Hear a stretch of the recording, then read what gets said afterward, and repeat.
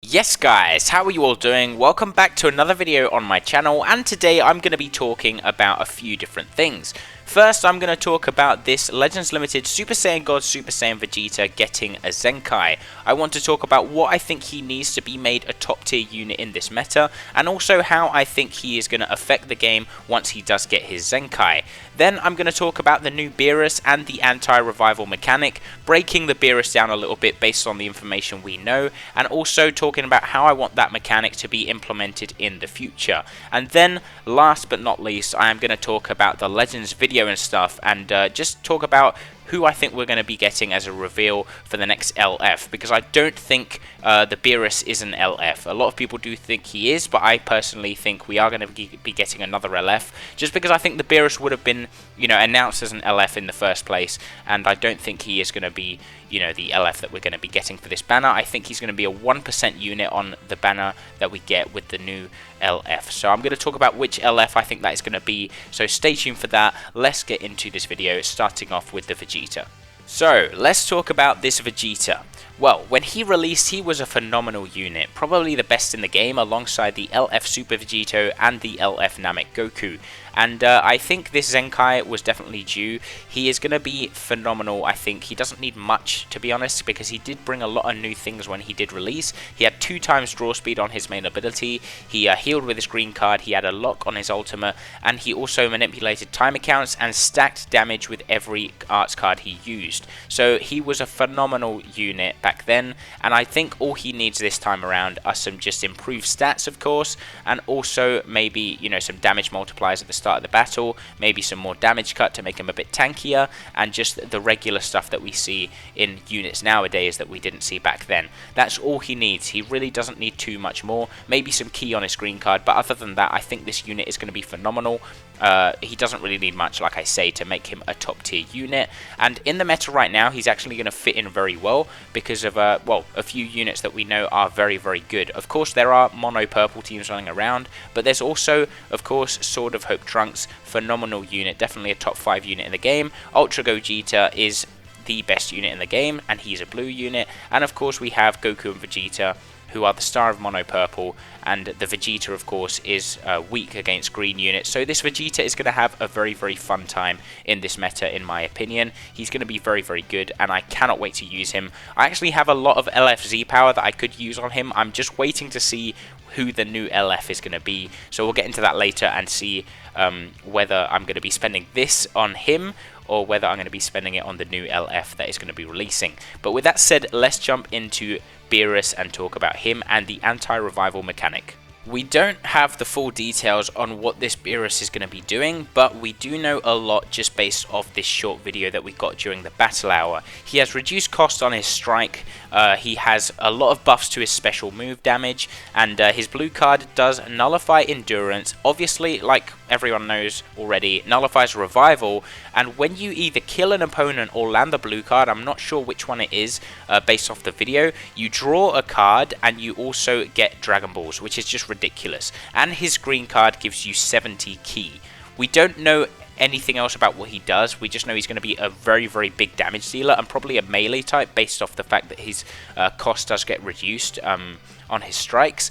But he's going to be a phenomenal unit, guys. I can tell you that much. He's going to be very, very good, obviously, with stats that the new units get and all that. He's going to be a pretty decent unit, and I can't wait to use him. I think he's going to be a 1% unit, regardless of the fact that we don't know what his main ability does yet. I do think that he's going to be a 1% unit on the banner with the new LF. And also his green card, like I said, does give you 70 ki and also draws a blue card, which is very important. So yeah, I think it's going to be just ridiculous. It's going to be fun times with this Beerus. The only drawback is that, of course, the Zenkai Vegeta is green, but I don't think that's going to be a big, big difference right now, because this Beerus is probably going to be phenomenal anyway. He is the biggest counter that we're ever going to see to revival units, and speaking about that, I want to talk about his mechanic. I don't want it used on every single unit we get in the future. Just like nullifying endurance is a very common thing now, I don't want, Nullifying Revival to be the same kind of thing. I want it basically restricted to God of Destruction units, or units like maybe Full Power Jiren, MUI Goku, units that could actually kill you probably with the flick of a finger. That's what I want to see this anti-revival mechanic for. I don't really want to see it on any other unit, not like on a Demon King Piccolo LF that we get down the line. I just want it to be strictly, you know, restricted to units that actually are capable of doing that, you know, in the anime or wherever you want to say it. So yeah, I'm excited for this Beerus. I'm excited to see how this mechanic works, you know, in game and how it affects the meta and everything. But like I said, I really don't want it to be abused going forward and used on every single release of a character that we get. And this Beerus, of course, is from the Universe Survival Saga. That's another thing that we do know. It isn't from Battle of Gods. He isn't from, you know, when he destroys Zamasu. He is the Beerus from just before the Tournament of Power. So he's going to be a Universe Survival Saga character, which is very, very good for that team and, of course, for Godkey. So that said, let's jump into the last portion of the video where I want to talk about the LF I think we're going to be getting in tomorrow's video and stuff, and that will be releasing for this week's update. So, I am on Twitter now, and this is a tweet that Zakashi put out, and he talks about his predictions for the next LF. So, I kind of want to break this down and talk about why I think it could be these guys, but I don't exactly think it will be.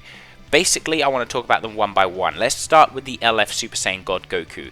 I personally discard this Goku from being an LF just because, one, the Beerus isn't from Battle of Gods, and two, the Super Saiyan God Goku in the Universe Survival Saga doesn't really have enough of a presence to be an LF in my opinion, and isn't a hype enough character to warrant him being an LF, you know, right now. I just don't think we're going to get a God Goku as an LF at the moment, so that for me is, you know, just not an option. LF Kefla, even less, to be honest. I think it is more probably viable than Super Saiyan God Goku due to the fact that she is probably a more hype character, but I don't think she is going to be the release for this, you know, LF, just because I don't think she is hype enough right now to bring in the bucks that they probably want, especially due to the fact that we are getting a Beerus, which is already more hype than a Kefla, so I don't think they would make Kefla the LF for this release.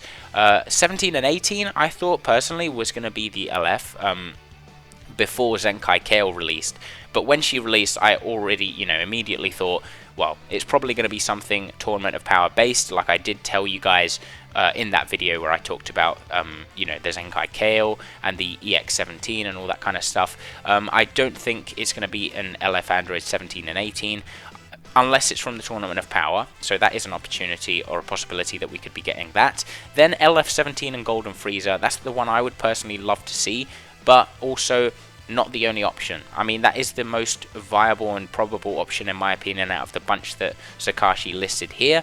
But then I just retweeted this and added this. Watch it be an LF Full Power Jiren or something completely outside the box. Beerus already makes no sense to me, to be honest. That's what I said, and I kind of said it as a joke at the time, but now that I think about it, it really doesn't seem too far-fetched. Now the reason why that is because Super Saiyan Blue Evolution Vegeta is a really hype character, so is God Topo, and they both released on completely separate banners in the middle of, you know, no specific celebration or anything like that. It was literally in the middle of summer, if I remember right, so they didn't really have a celebration attached to them, and they were just random releases, and they are very hype characters. Some would say they are anniversary worthy characters, and I got myself, you know, thinking, well, maybe we're going to see the same thing here, where we get an LF Jiren now, a Full Power Jiren, and then we might get MUI Goku for the anniversary, just so Jiren isn't in the shadow of the MUI Goku, and so Jiren gets his own spotlight. That's what I think is going to happen, guys. I actually just watched back the Tournament of Power,